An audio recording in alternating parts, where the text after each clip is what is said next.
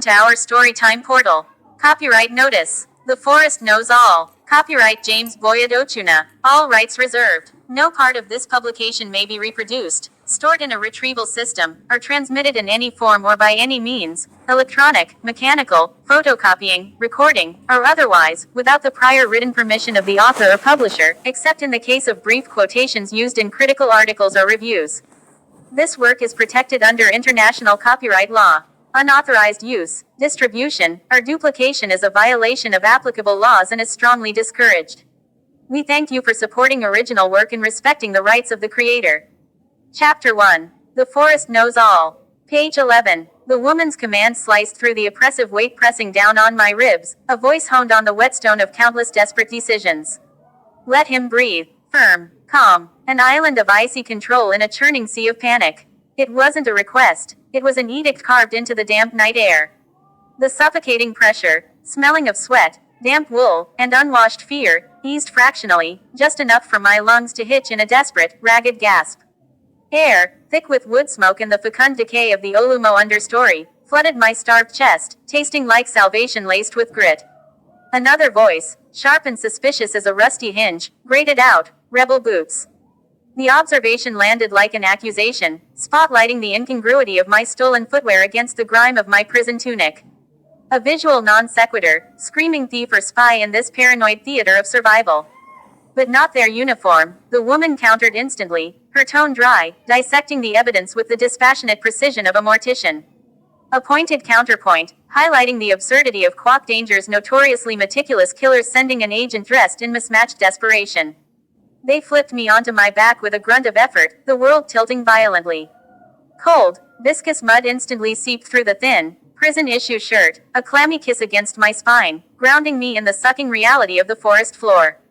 Above, firelight, that fickle, treacherous beacon, backlit the ring of faces leaning in, transforming them into a grotesque frieze of hollowed cheeks, weary eyes, and silhouetted weaponry. They were less individuals, more archetypes carved from hardship, suspicion, weariness, violence, barely contained. The woman leaned closer, her face emerging from shadow. A scarf, once perhaps vibrant, now the color of mud and ashes, bound her hair tightly. But her eyes, they were shards of obsidian glass catching the fire's flicker, sharp enough to flay pretense from bone. She didn't interrogate, she pronounced.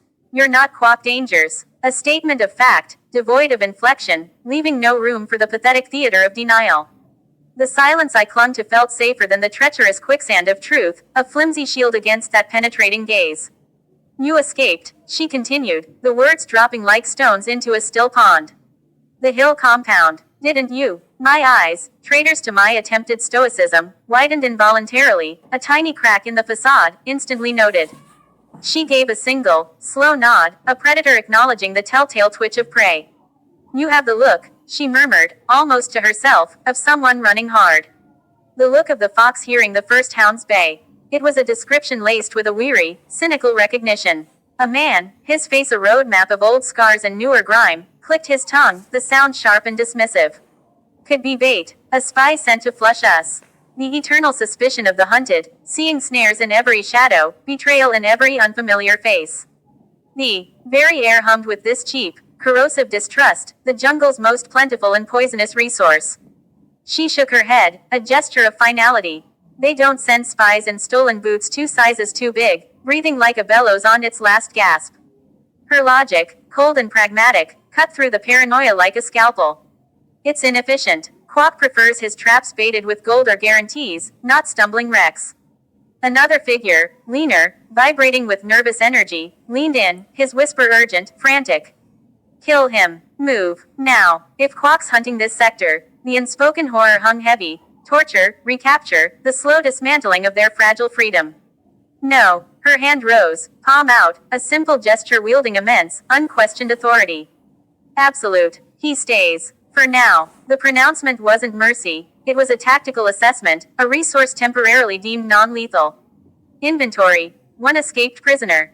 Condition. Poor. Potential use. Uncertain. Disposal method. Deferred. Asterisk. I found my voice, a rasping thing scraped raw by fear and flight. "Who are you?" The question felt absurdly formal, like asking for introductions at a massacre. She sat back on her haunches, the firelight painting her profile in bronze and shadow. Survivors. A pause, heavy with the weight of unspoken horrors. Like you. The word, like, hung in the air, brittle and unconvincing. Were we, or was this merely another circle of the same damned hierarchy? Fire crackled, a counterpoint to the rhythmic, mournful calls of owls claiming their nocturnal domain. Somewhere, far off, ripe fruit thudded dully onto the wet earth, nature's indifferent percussion. Then, her voice, softer now, almost gentle, yet carrying the chill of a tomb, "You're lucky you didn't meet the others." I frowned, pushing myself up slightly on trembling elbows. Others. The word tasted like cold iron. Her gaze, those obsidian shards, scanned the impenetrable wall of dark trees beyond the fire's meager halo. Patrols. Not rebels. A beat. Hunters. Hired blades scavenged from the festering borderlands. Tracking escapees since yesterday's. Excitement. Her lip curled slightly on the word, excitement. You'd be trussed and sold south by dawn. A commodity. My stomach twisted, a cold serpent coiling tight. Profit extracted from misery, the oldest, grubbiest transaction. You're not rebels. The question was laced with a dawning, terrible realization. No, she said flatly. But we were prisoners. Same cage. Same keeper. Same cage. The words echoed, hollow. But the implication was clear. Different rats. Asterisk. I went cold, colder than the mud beneath me. The fragile illusion of sanctuary shattered. A man, broad-shouldered and perpetually scowling, spat a thick globule of phlegm into the dirt near my leg. A punctuation mark. Difference is, he growled, his voice like stones grinding together, you got out before the real punishment started. The words dripped with a bitter, almost envious resentment. Meaning, I forced out, though every instinct screamed to bury my head in the mud. The woman turned her head slowly, those glass shard eyes locking onto mine with terrifying intensity. You don't know, do you? About your other cellmates, the ones who didn't sprint when the hinges screamed. My heart, already a frantic prisoner in my chest, seemed to slow, thick and heavy with dread. The blank stares, the silence, asterisk, she nodded, a grim, jerky motion. The 10 others, guards pulled them out at first light. Interrogation started, a pause, letting the image form. The damp stone corridor, the muffled sounds. They won't last. A clinical prognosis, delivered without flinch. A death sentence whispered over crackling flames. My breath hitched, trapped somewhere between my throat and my frozen lungs. Thank your legs, asterisk she added, a macabre benediction. If you hadn't run, hadn't chosen flight over fatalistic apathy, you'd be hearing screams right now. Your own, eventually. I stared into the heart of the fire, the dancing flames blurring. My mind flashed back. The cell's oppressive, suffocating silence, the dim, piss-stinking corridors, the cold metal bowl of nameless gristly meat pushed through the slot, the utter, unnerving blankness in the eyes of the men who shared my chains, my floor space, my despair. I never asked them who they were. Never wondered why their silence felt so absolute, so practiced. Was it broken spirit, or disciplined concealment? Now, in the mud of Olumo, with the taste of stolen mango long gone and this woman's words echoing like funeral bells, I wondered if that shared, heavy silence would become my eternal, accusing companion. Page 12. The woman's words they won't last didn't just hang in the firelit air like cheap stage smoke. They seeped into the damp earth beneath me, cold and final as quicklime poured on a fresh grave. They wormed into the marrow of my bones, carrying the imagined stench of blood and terror. Behind my eyes, conjured by exhaustion and guilt, the 10 captives materialized not as distinct faces, but as grotesque echoes of their unnerving stillness. The young one's jaw clenched so tight it seemed ready to splinter bone, a bulwark against the screams he knew were coming. The older woman with eyes like stagnant pools who had held my gaze for that fraction too long before offering that stiff, jerky salute, a silent verdict delivered, a recognition or a condemnation I was too panicked, too self-absorbed, to decipher. Were they Quack's loyal hounds, trained to snarl and bite, deserving of the butcher's block awaiting them? Or merely pawns like me, swept up in the same brutal game, condemned solely by proximity and bad timing? The ambiguity was a barbed hook buried deep in my gut, twisting with every shallow breath. The leader's sharp eyes, dark, fathomless pools reflecting the jumpy, paranoid flames, watched me wrestle with it, a scientist observing a specimen struggle in its jar. Her band of fellow survivors shifted like nervous wraiths around the fire's perimeter, their wary glances cutting towards me, then away, speaking volumes in the silent language of the perpetually betrayed. Trust here wasn't currency. It was a rare, bloody relic, spilled too easily on the altar of expediency. Olumo Forest, ancient and dripping, didn't trade in hope or charity, its economy ran on secrets hoarded and silence bought with fear. Their recognition of me, their weary, grudging acceptance, felt less like sanctuary offered and more like the slow, deliberate closing jaws of a trap meticulously baited with the rancid cheese of shared desperation. The fire, that defiant, foolish beacon against the all-consuming blackness, suddenly felt obscenely bright, a signal pyre announcing our location to every quack-aligned predator within 5 miles, painting lurid targets on our backs for sport or profit. I need water, I rasped, the words scraping like gravel over my raw throat. I gestured vaguely, weakly, towards the curtain of relentless rain shimmering beyond the fire's feeble, self-congratulatory halo. Thirst, burns. A simple, biological plea, easily understood, easily exploited or ignored. The woman, still no name offered, no name needed in this brutal, unspoken hierarchy of survival, swiveled her head towards me. Her gaze was a physical pressure, a cold, assessing weight that traveled from the tremor in my mud-caked hands to the bruised hollows beneath my eyes. It weighed the authenticity of my weakness, the potential threat, the inconvenient burden. After a heartbeat that stretched into a geological epic measured in dripping seconds, she gave a curt, economical nod to a gaunt youth hovering near the fire's edge like a hungry moth. He flinched, then moved reluctantly towards me, stepping over a thick, serpentine root slick with rain and treacherous intent. Alone, I insisted, injecting a brittle, pathetic tremor into my voice, letting my shoulders slump into an exaggerated caricature of utter depletion. Just a moment, the noise, the smoke. The lies tasted like ash, flimsy constructs built on the assumption her pragmatism would override suspicion for minor inconveniences. Let the weak animal limp off to die quietly. Asterisk. Her eyes narrowed, sharp as flint shards in the firelight, dissecting the pathetic performance. They flickered over my posture, my averted gaze, the tension I couldn't fully mask beneath the slump. She saw the lie. Oh, she saw it. The jungle teaches you to see lies as clearly as the venomous frogs. But survival, the cold calculus of it, often demanded pragmatism over sentiment, efficiency over the messy satisfaction of confrontation. A flick of her wrist, dismissive as shooing a persistent, irritating fly. The gaunt youth halted mid-step, confusion warring with ingrained obedience on his pinched face.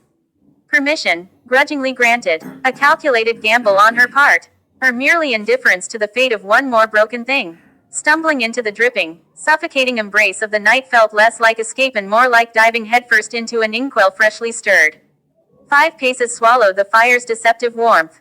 10, and its light was a dying, irrelevant star smothered behind the oppressive lattice of wet, black branches. The drumming rain, relentless and deafening, became my only companion, a frantic, monotonous percussion on a million leaves that mercifully masked the frantic, panicked thudding of my own traitorous heart. Trust got you tied. Trust got you carrying death on your back like a rucksack. Trust got you locked in Quack's bark and iron tomb. Olumo, ancient and knowing, whispered its one immutable truth through the downpour, alone was the only viable currency. Survival wasn't a chorus sung in harmony, it was a solitary, ragged howl ripped from the throat and flung defiantly into the uncaring dark. I ran, not towards the imagined, pastoral solace of a gurgling stream, but away crashing through dense ferns that whipped at my stolen uniform jacket like accusing fingers, tripping on roots disguised as grasping hands, plunging through freezing curtains of water cascading from higher leaves like nature's scornful baptism. A startled shout, thin and quickly muffled by the storm's possessive roar, chased me for a single, heart-stopping moment before the hungry, indifferent forest swallowed it whole. My legs, already screaming columns of leaden agony from the first escape, shrieked fresh protest, but fear was a merciless, electrifying whip cracking against my spine. Lungs were twin furnaces of ice, each gasp a knife of cold air. I ran until the world dissolved into a nauseating, vertiginous blur of dripping green and shifting black, driven by the primal, overwhelming certainty that stopping, even for a second, meant becoming just another swallowed secret in Olumo's vast, uncaring gullet. Page 13. The hammer blow of utter exhaustion finally felled me as a grudging, bruised dawn began to seep through the storm-lashed canopy high above. It wasn't a surrender, it was a collapse. My legs simply ceased their mechanical rebellion, folding like rotten timber, dumping me unceremoniously against the colossal, rain-slicked trunk of an ancient mango tree. Its gnarled roots erupted from the sodden earth like the arthritic knuckles of some slumbering, buried giant, offering a precarious, muddy cradle. Rain, relentless as divine judgment, hammered down with undiminished fury, transforming the forest floor into a treacherous, sucking mire of chocolate brown ooze. Rivulets, born of the deluge, carved frantic, meandering paths through the thick carpet of decaying leaf litter, carrying with them the sweet sour perfume of overripe, rotting fruit and the primal scent of wet, fecund earth, the olfactory signature of decay and desperate life intertwined.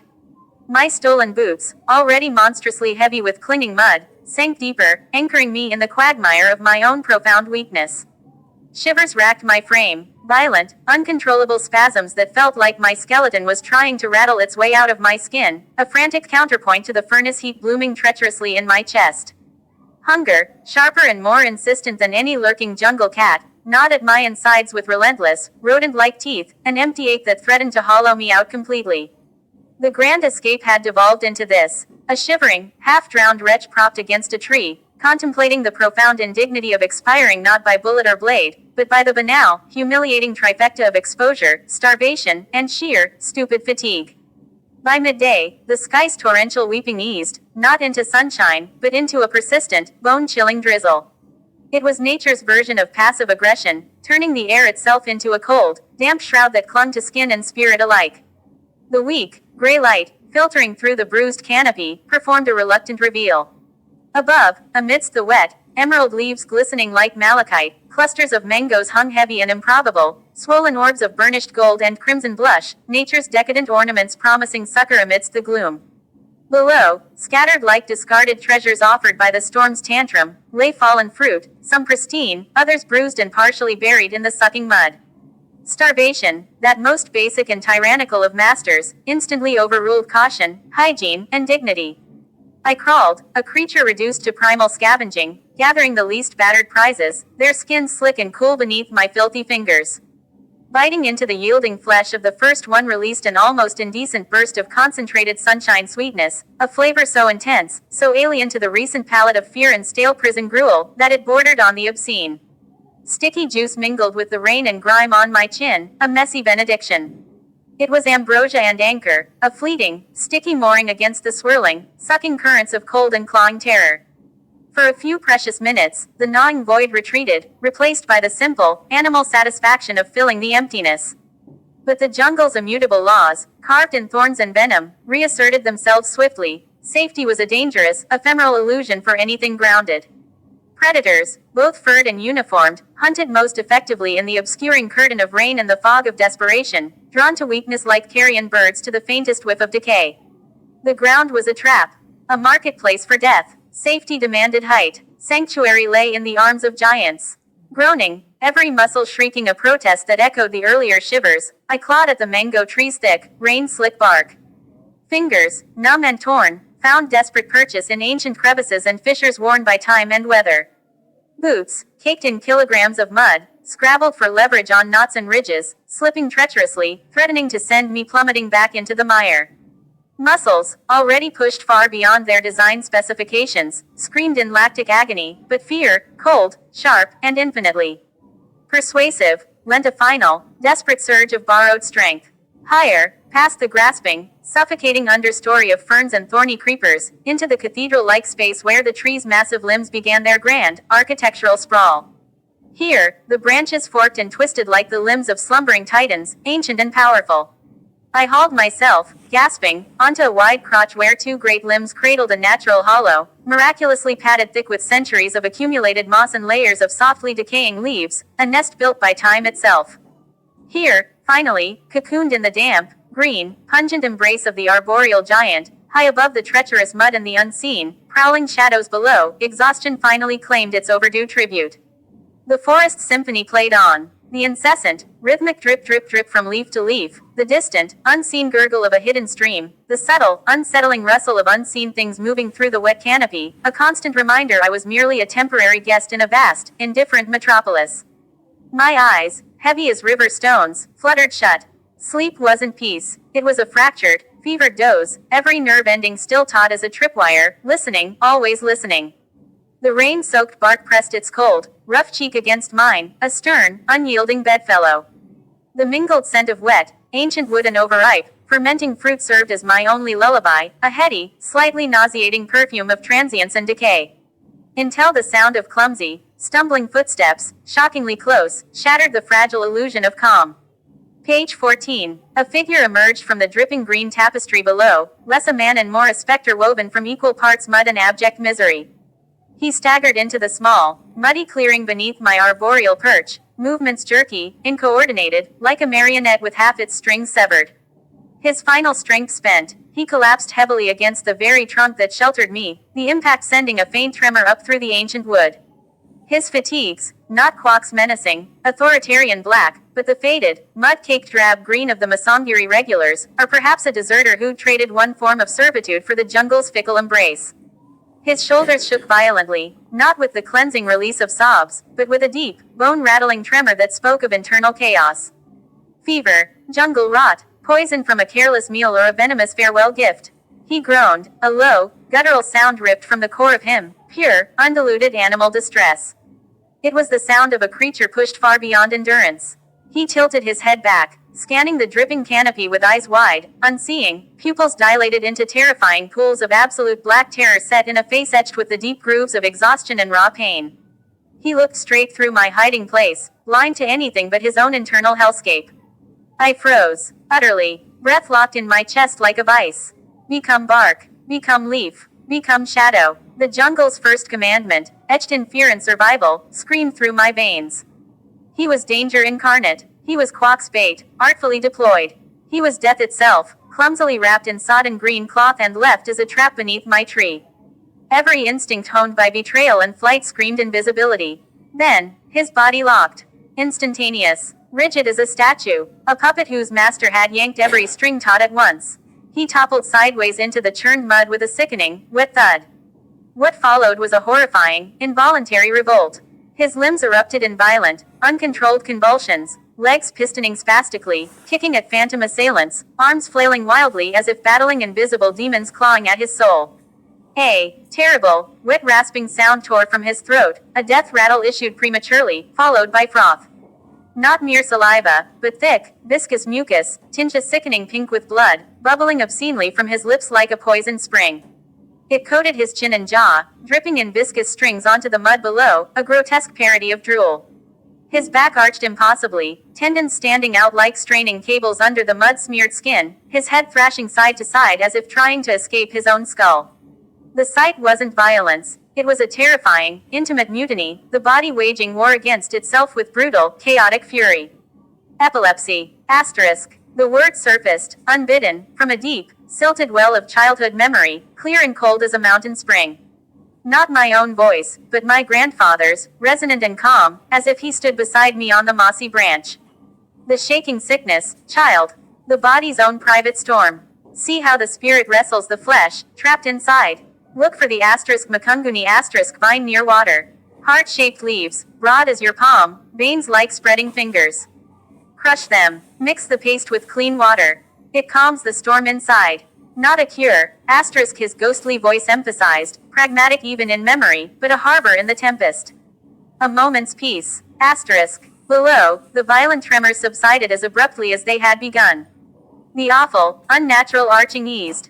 He lay utterly, frighteningly still, sprawled amidst the churned mud and his own pink-tinged vomit.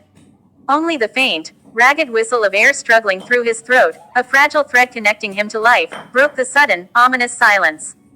Deathly stillness, profound vulnerability, pity, a fragile, treacherous bloom, unfurled painfully in my chest. It was a dangerous luxury, an emotion priced far beyond my meager survival budget. It warred fiercely with the ingrained, razor-sharp caution, the bitter lessons of betrayal learned in Quock's camp and reinforced by the wary survivors around their fire. This is a trap, a test laid by the woman or Quock himself. He's one of them. Touch him, offer aid, and hidden crossbows will sprout from the ferns. You die for misplaced decency. But the stillness, the awful, unnatural stillness after the storm, the obscene pink-tinged froth drying on his chin, and crucially, the memory of my grandfather's calm, certain eyes as he described the Makunguni's purpose. He wouldn't have hesitated, not out of heroism, but out of a profound, unshakable belief in the essential balance, in offering harbor against the storm, however fleeting, however pointless it might seem in the grand, indifferent scheme of Olumo. The weight of that memory, the ghost of his unwavering, inconvenient decency, tipped the precarious scales within me. Survival, I realized with a jolt that felt like falling, wasn't just about escaping physical death. It was about not letting the forest's pervasive, corrosive darkness extinguish the last stubborn ember of humanity entirely. To become like Quock, or even the pragmatically ruthless woman by the fire, was a different kind of death. Silently, moving with the ingrained stealth the jungle demanded, I slid down the trunk, landing with a soft, unavoidable squelch in the cold mud beside the prone, broken figure. The harbor, however temporary, however foolish, was offered. The storm inside him might rage again, but for now, against all brutal logic, I would try to still it. Here are pages 15 to 21 expanded with immersive detail, sharpened satire, and psychological depth, meticulously adhering to your constraints. Page 15. The Makunguni vine found me as much as I found it, a verdant, mocking coincidence in Olumo's indifferent theater.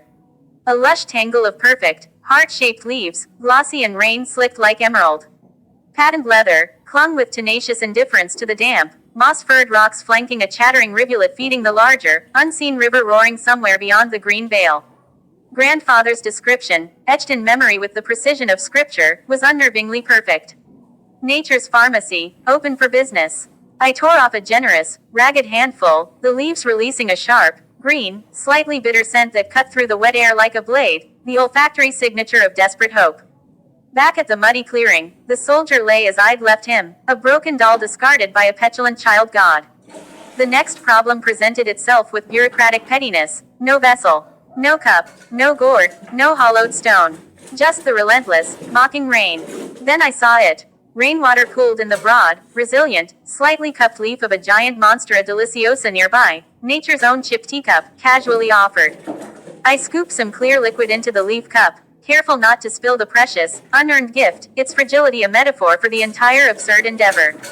Finding a flat, moss-covered stone nearby, worn smooth by centuries of oblivious dripping, I placed the leaf cup beside it.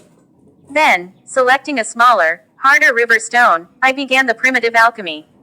The rhythmic scrunch-scrape of stone grinding leaf was obscenely loud in the dripping cathedral quiet, a clumsy announcement of amateur medicine.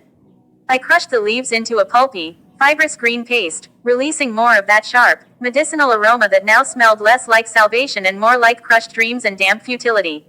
Slowly, painstakingly, I mixed the paste into the rainwater, stirring with a grimy finger until it formed a murky, opaque green slurry, swirling with sediment like pond scum given purpose.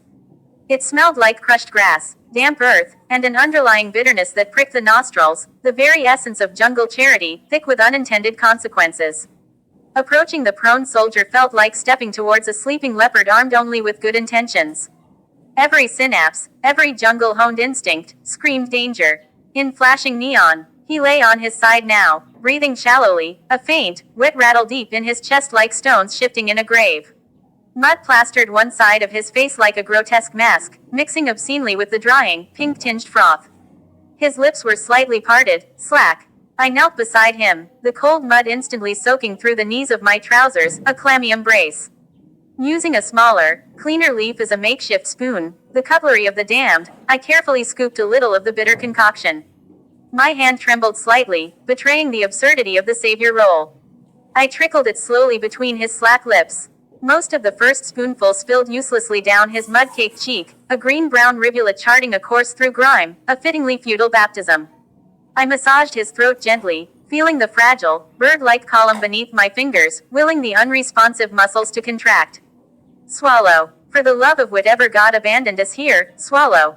I administered another spoonful. This time, a miracle. His throat convulsed weakly. A fraction went down. Encouraged, a fragile spark igniting in the damp gloom, I repeated the process. Spoonful by painstaking spoonful, wiping spills with the already filthy edge of my sleeve, massaging the vulnerable throat after each attempt, a grotesque parody of nurturing.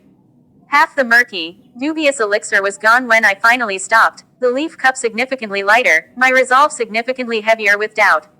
Retreat was immediate, instinctive. I scrambled back up into the lower, welcoming branches of the mango tree, finding a perch shrouded by thick foliage where I could watch him without being easily seen, a voyeur to my own potential folly. The drizzle intensified, weaving a cold, gray veil that obscured details, turning the clearing into a blurred watercolor of misery.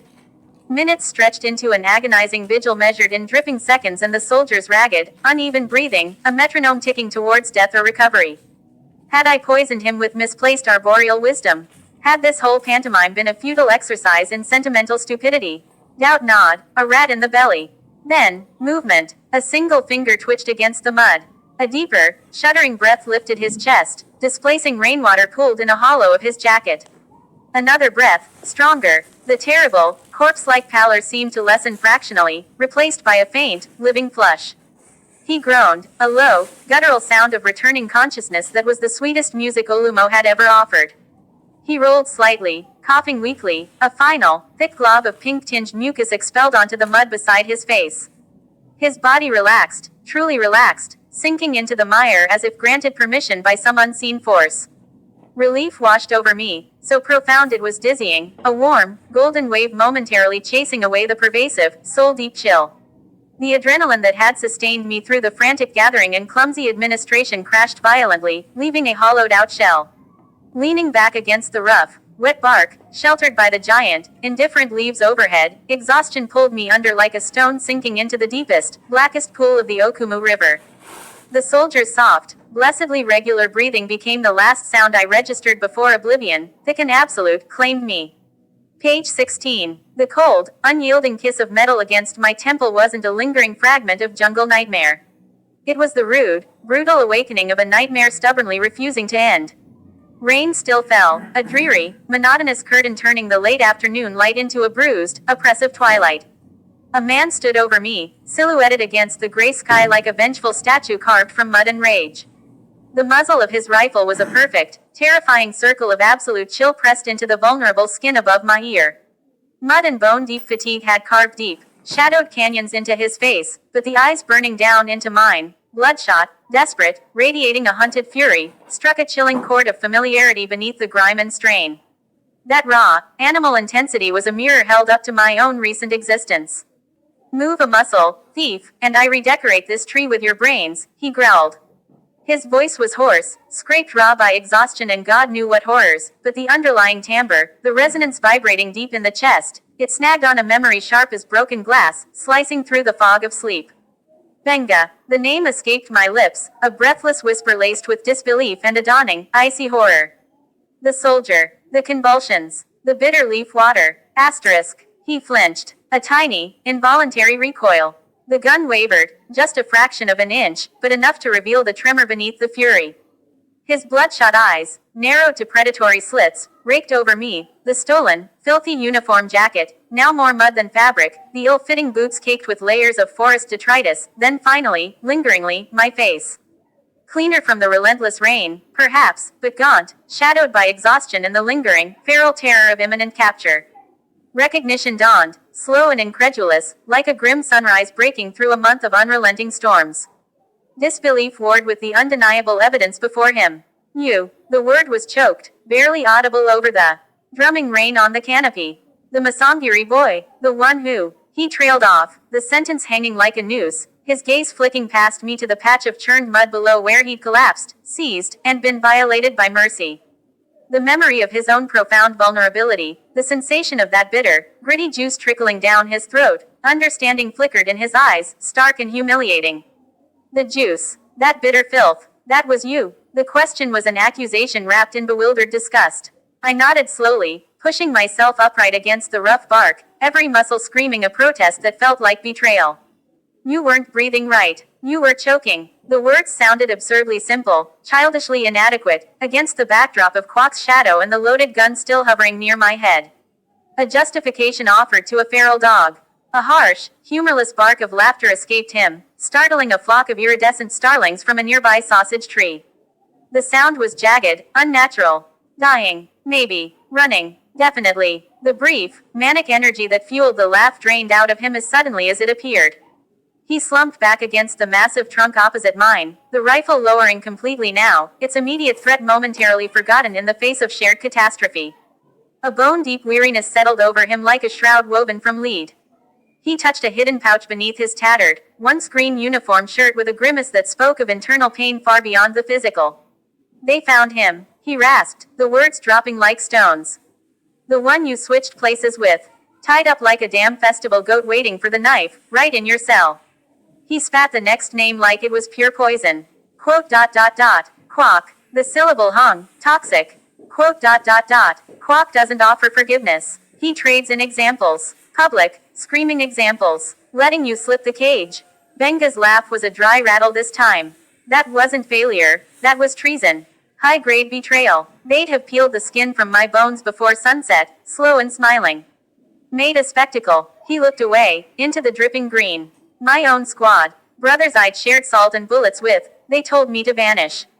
Told me to run like the hounds of hell were chewing on my heels. He tapped the hidden pouch again, a gesture of grim purpose. Because maybe they are. Medicine. Real medicine. Not leaf water. Across the border. Namabala. Clinic near Mabali. His eyes, no longer furious but filled with a terrible, resigned calculation, locked onto mine with the force of a grappling hook. You got me into this mess, Masangiri. You know the forest ways like I know the weight of a rifle and the stink of fear. We run together through this godforsaken green hell. He leaned forward, the intensity back, but colder now. Or we die alone in it, food for worms and laughing hyenas. Your choice. He gestured vaguely at the oppressive forest. Make it fast. This rain won't hide our stink forever. Page 17. The next 4 days dissolved into a relentless, aching montage of survival, painted exclusively in shades of mud, exhaustion, and the ever-present, low thrum of fear that vibrated in the teeth.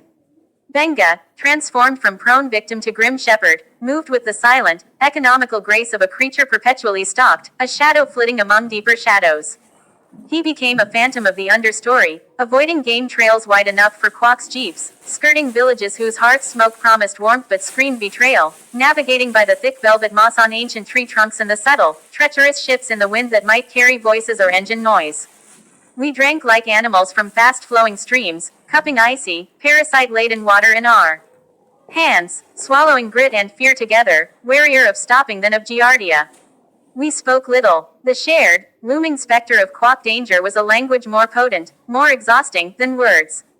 Benga possessed an intimate, hard-won knowledge of the borderlands, a brutal cartography etched in near captures and narrow escapes, which valleys were routinely patrolled by men with spotter scopes and itchy trigger fingers, which razor-backed ridges offered fleeting concealment but could turn into death traps, where the seemingly solid ground concealed treacherous sinkholes disguised by innocent ferns waiting to swallow the unwary.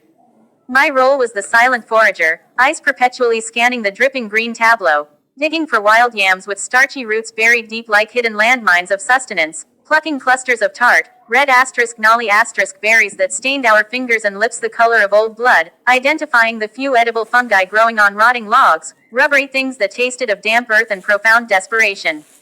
The heavy silence between us stretched, thick and cloying as the jungle humidity, saturated with unspoken things. The awkward, inconvenient dead of life owed in bitter leaf juice, the burning resentment simmering beneath Benga's stoicism over his forced, ignoble exile, the constant, wary assessment, allies bound not by loyalty, but by the shared, suffocating imperative to escape the tightening noose Quack was knotting around the entire region.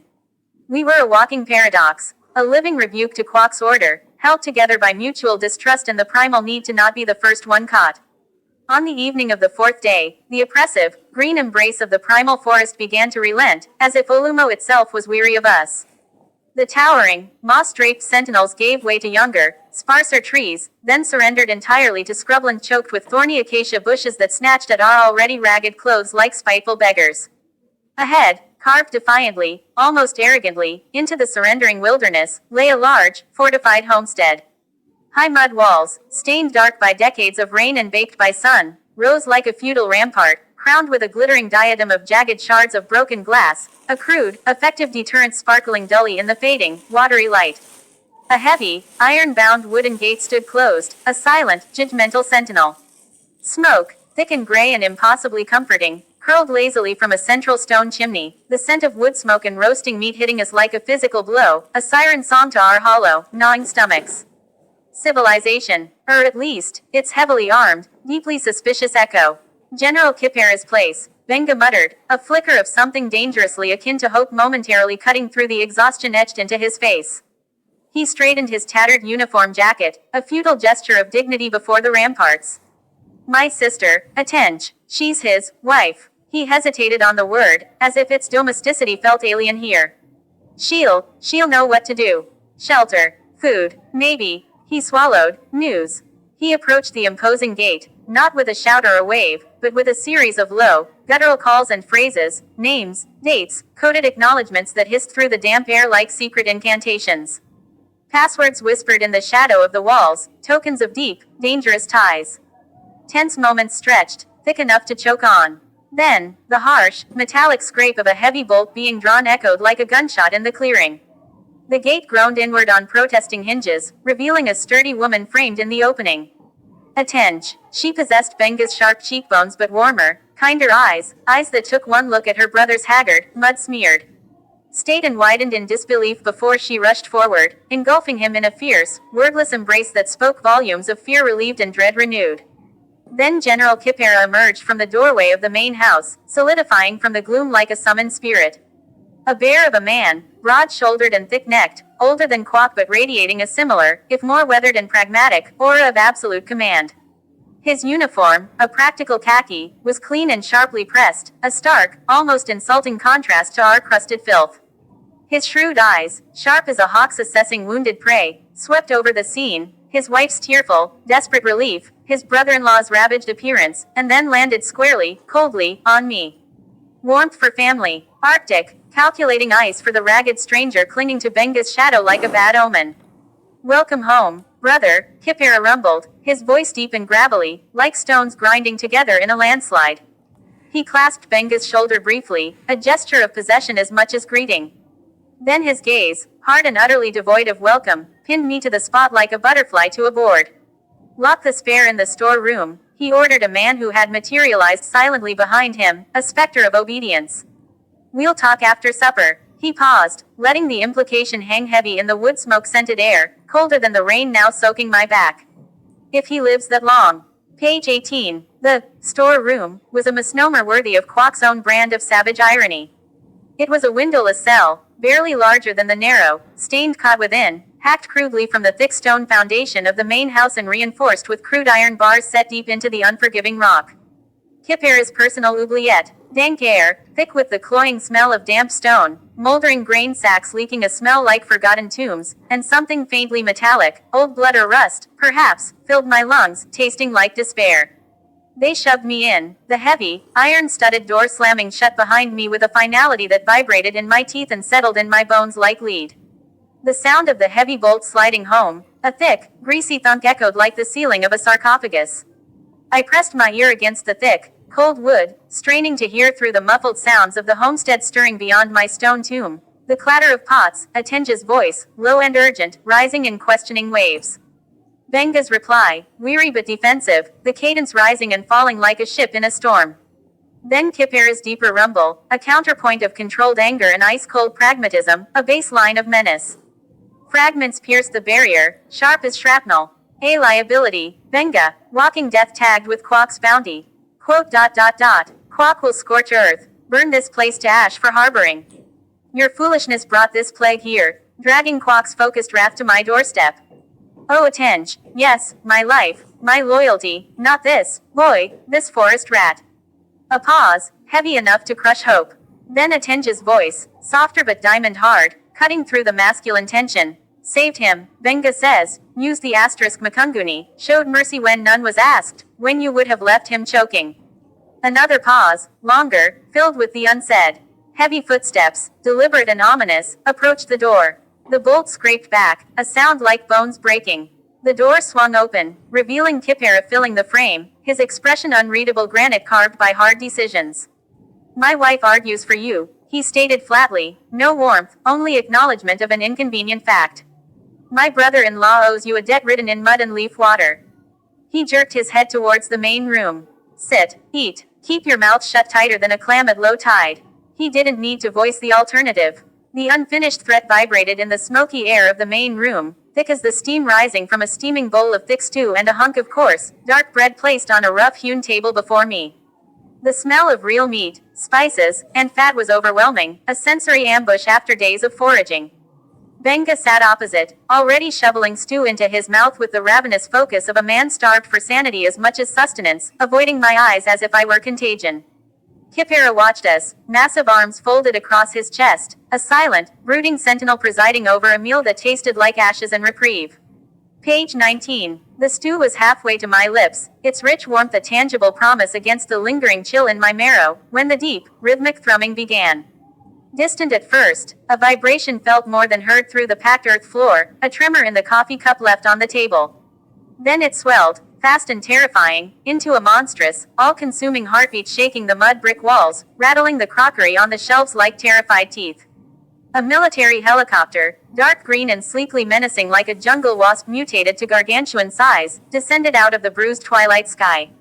It hovered for a sickening moment, rotors churning the clearing outside into a maelstrom of dust, flying leaves, and scattered chickens, its downdraft screaming like a banshee, before settling with predatory grace just beyond the homestead walls, a mechanical raptor landing on its prey.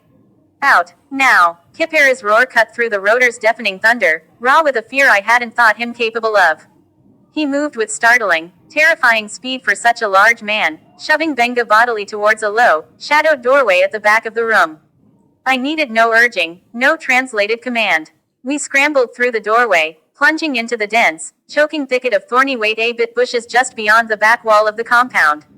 Thorns, needle-sharp and spiteful, tore at our clothes and skin as we burrowed deep, pressing ourselves flat against the cold, wet earth, becoming part of the mud.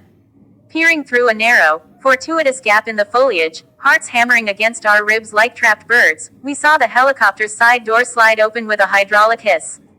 General Quack Danger descended, immaculate, imperious, untouched by the rotor wash or the mud. His black uniform seemed to absorb the fading light, a void given human form. Two stone-faced guards, rifles held at the ready like extensions of his own implacable will, flanked him, scanning the compound with dead eyes. Kipera met him at the edge of the churned clearing, posture rigidly respectful, spine ramrod straight, but radiating tension like a high-voltage wire. Their voices, snatched and distorted by the still churning rotors and the moaning wind, carried in broken, terrifying fragments. Boy, vanished, Benga, traitor, Kipera, voice tight, defensive, gesturing sharply back towards the homestead, playing the baffled host. Search intensifies, borders, sealed tight, find them. Quack, sharp, whip-crack command, slicing through the noise. Alive, examples, necessary. Quack, the chilling calm of absolute, unquestioned authority, the word, examples, dripping with unspeakable implication. Then, a shift, Quack stepped closer, invading Kipera's space, placing a hand on the larger man's shoulder. The gesture looked less like camaraderie and more like a hawk settling its talons deep into its kill. Quack's voice lowered, becoming almost conversational, yet carrying with unnatural clarity. Switzerland, peace charade, 3 days, distraction, a pause, letting the absurdity of peace hang in the dust-choked air. You command here, handle this, thoroughly. The implication was a stiletto blade wrapped in the finest silk. Clean up your mess, eliminate the problem, or you become the next example. Quack turned, not waiting for a reply, an emperor dismissing a servant, and strode back to the idling machine. The guards followed, silent automatons. The door slid shut with a final thunk. The engine's roar deepened, the rotors biting the air with renewed fury, churning the ground into a blinding brown fog as the machine lifted, banked sharply like a bird of prey spotting new quarry, and vanished into the gloom, the oppressive throb of its passage fading slowly, agonizingly, into the dripping silence of the forest. We waited, pressed into the mud and thorns, breathing in dust and terror, until the last echo died and the dust settled like a shroud. Crawling out was like emerging from a shared grave. Back inside the main house, Kipera's face was granite-etched with pure fury and naked fear. He didn't look at Benga. He looked at me, then at the heavy canvas bag Atenge was already, frantically packing with wrapped bundles of food, hurried acts of contrition and survival. Eat, fast, then go, Kipera commanded, his voice like gravel scraping stone. South, Stone Fort Crossing. Don't look back. Don't stop. Don't breathe too loud. Atenge thrust the heavy, bulging bag into Benga's hands. He grunted at the weight, staggering slightly under its burden. Then, without a word, without meeting my eyes, radiating resentment like heat, he passed the monstrous burden to me. The thick canvas straps bit into my shoulder instantly. It felt filled with anvils, or perhaps the crushing weight of Quack's imminent, personal wrath. Kipera yanked open a drawer, pulled out a heavy, well-oiled pistol that gleamed dully in the firelight, and shoved it unceremoniously into Benga's belt. Go. The single word was a death sentence commuted, a command saturated with pure dread. Now, page 20. We fled south, the heavy bag a monstrous, jouncing counterweight to every frantic step, its straps sawing into my shoulder like dull knives, the contents, tins, dried meat, wrapped roots, shifting with a muffled, metallic clink that sounded unnervingly loud in the sudden, watchful quiet of the forest after the helicopter's roar. Quack's 3-day Swiss distraction was a ticking clock detonating in our skulls with every heartbeat. The landscape itself seemed to recoil from our passage. The dense, wet, suffocating embrace of the deep forest thinned, replaced by open scrubland studded with thorny acacia, rocky outcrops like the bones of the earth pushing through, and grasslands bleached gold by the sun and now glistening treacherously wet from the rain. Ahead, the land yawned open, a wide, churning, coffee-brown river, swollen furious with runoff, carving its violent path through ancient rock. The stone ford, marked on Kipara's terse, life-saving directions, was not a ford at all, but a roaring maelstrom of white water crashing over jagged black teeth of rock. Impassable, nature's final, laughing veto. Benga scanned the banks upstream, eyes narrowed against the persistent drizzle, his face a mask of grim concentration. There, he pointed, his voice tight. A thick, tar-blackened rope, nearly invisible against the wet, gray bark of the trees, was anchored impossibly high on a massive *embul* tree on our side. It stretched taut, thrumming faintly with the river's furious vibration, across the foaming chaos to an ancient, gnarled baobab clinging tenaciously to the far bank like a skeletal hand. That's our bridge, Benga stated, the absurdity of the word, bridge, hanging in the air. Grab on. Hands first, then wrap your legs like you're fucking it. Don't look down. Don't think. Just move. He spat into the churning water far below. And don't let go. He slung his rifle across his back with practiced ease, took 2 quick steps, and launched himself onto the rope. Hand over hand, body swinging perilously over the roaring abyss, legs dangling uselessly. The rope vibrated violently with his movement, humming like a plucked bowstring about to snap. Spray from the rapids misted the air, soaking him instantly. My turn. The heavy bag threatened to pull me backwards into the torrent before I even touched the rope. Gritting my teeth, I looped the wet, rough hemp around my forearm once, a desperate anchor, grabbed on with both hands until my knuckles turned white, and hooked my legs over it, hugging the thick, tar-smelling cord for dear life.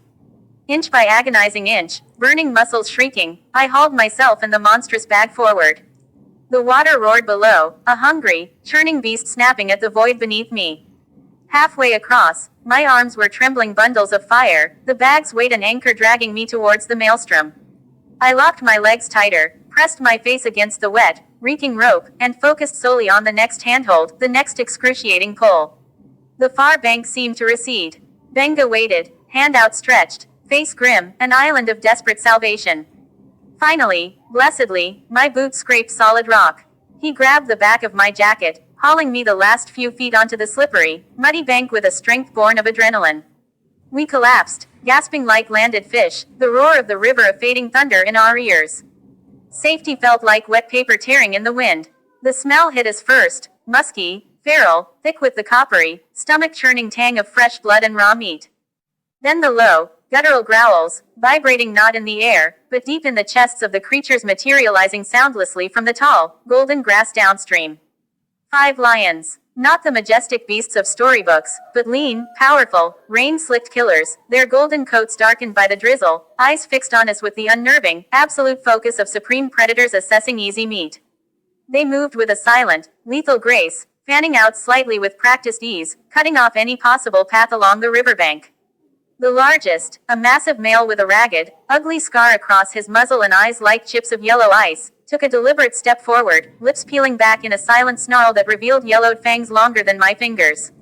My blood froze solid, every primal instinct screamed run, scatter. But that was the death dance lions craved. Don't move, Benga hissed, the command a whip crack of pure tension. His hand moved with agonizing, deliberate slowness towards the pistol jammed in his belt. Stay close. Still as fucking stone. The scarred male lowered his massive head slightly, muscles bunching like coiled steel springs in his shoulders and haunches, the unmistakable, terrifying prelude to a charge. The world narrowed to a tunnel vision. The lion's burning, predatory eyes, the bunched power, the coiled spring of imminent, violent death. Benga moved. The draw was a blur, the aim instinctive, born of 1,000 drills and the raw will to survive.